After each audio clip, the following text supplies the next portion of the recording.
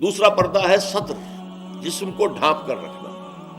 مرد کے لیے سطر کا حصہ کچھ اور ہے، عورت کے لیے پورا جسم سطر ہے۔ مرد کے لیے عورت کا پورا جسم سطر ہے، سوائے چہرے کی ٹکیا کے اور ہاتھوں کے اور پاؤں کے۔ پھر ہے حجاب، اگر مسلمان عورت گھر سے باہر نکلتی ہے یا کہیں گھر کے اندر بھی کوئی نامحرم آتے ہیں تو ان سے پھر چہرے کا پردہ بھی لازم ہے۔ محرم کون ہے؟ محرم وہ لوگ ہوتے ہیں کہ جن سے کسی بھی حالت میں کبھی بھی نکاح کا کوئی امکان نہ ہو۔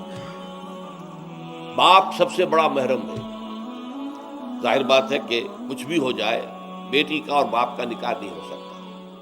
بھائی ابدی محرم ہے، اس کے درمیان ان دونوں کے بہن بھائی کے درمیان رشتہ نہیں ہو سکتا۔ البتہ ایک شکل یہ ہے کہ ایک بہن اس وقت کسی بہنوئی کے گھر میں ہے، لیکن یہ کہ اگر اس بہن کا انتقال ہو جائے تو دوسری بہن سے اس کا نکاح ہو سکتا ہے، لہذا وہ نامحرم شمار ہوگا، وہ محرم نہیں ہوگا۔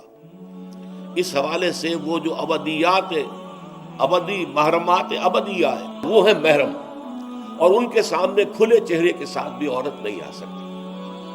اور محرموں کی فہرست جو ہے وہ سورہ نور کے اندر دے دی گئی ہے، بڑی مفصل اور تفصیلی آیت ہے۔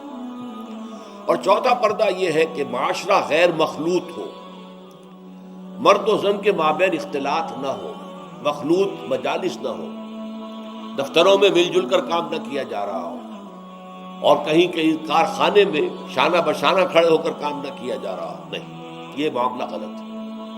بلکہ سیگریگیٹڈ سوسائٹی، عورتوں کے دائرہ کار کسی شے پر پابندی نہیں ہے۔ عورتوں کے لیے تفریح گاہیں بنائیں آپ، اس میں صرف عورتیں اور بچے جا سکتے ہو ایک خاص عمر کی حد تک، مرد نہیں جائیں گے۔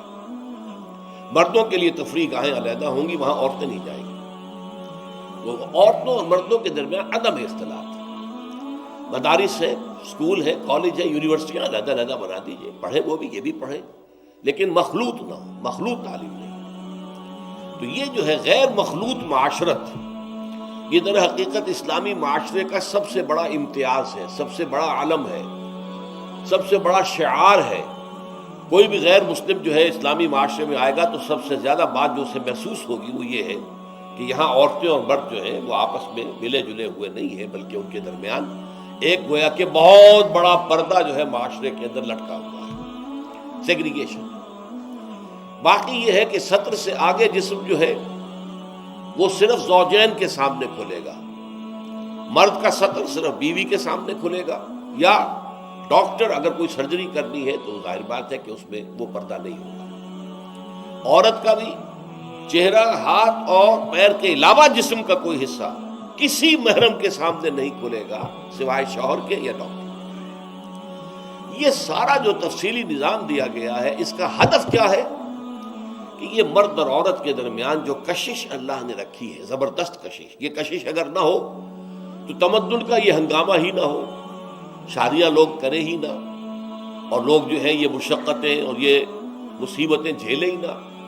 اولاد کی پیدائش ہے، پھر ان کی پرورش ہے، پھر انہیں کھلانا پلانا ہے، ان کی تعلیم ہے، ان کی علاج معالجہ ہے، 100 کھکھیڑ ہے۔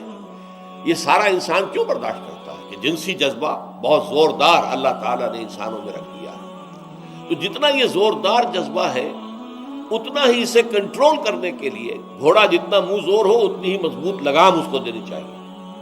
لہذا اس کے لیے یہ حدود اور قیود عائد کر دیے گئے تاکہ جو سیکشول ارج ہے یا سیکشول اٹریکشن جو کہ جنسی طور پر انسان کے اندر ہے، مرد میں بھی ہے عورت میں بھی ہے، وہ کل کی کل زوجین پر مرتکز ہو جائے۔ شوہر کا وہ پوری سیکشول ارج جو ہے وہ اپنی بیوی پر مرکوز ہو، بیوی کی وہ پوری جو سیکشول ارج ہے وہ اپنے شوہر پر مرکوز ہو، ادھر ادھر نگاہیں نہ بھٹکے، مبادا کہیں جا کر کسی مرد کی نگاہ میں کوئی عورت کھب گئی، اب ظاہر بات ہے کہ آنکھ سے ہو کر وہ تصویر جو ہے نہا خانہ دل میں اتر جاتی ہے، پھر وہ خوابوں میں آئے گی، خیال میں چھائی رہے گی، نتیجہ کیا ہوگا؟ اپنی بیوی کی طرف سے توجہ ہٹ جائے گی۔ وہ جو بانڈ آف لو ہے اور باہمی اٹینشن ہے ایک دوسرے کی طرف شوہر اور بیوی کی، وہ کم ہو جائے گا، اور اس کا نتیجہ کیا نکلے گا کہ خاندان کا ادارہ کمزور ہو جائے گا، جس سے کہ اسلام چاہتا ہے کہ بہت مضبوط ادارہ۔ اس لیے یہ ساری قدغنیں ہیں، یہ سارے ضوابط ہیں، یہ قواعد ہیں، بلکہ اسلامی معاشرے کا جیسا کہ میں نے عرض کیا ہے یہ سب سے نمایاں وصف ہے کہ یہاں مرد و زن کا اختلاط نہیں ہے، کوئی فری انٹر مکسنگ نہیں ہے۔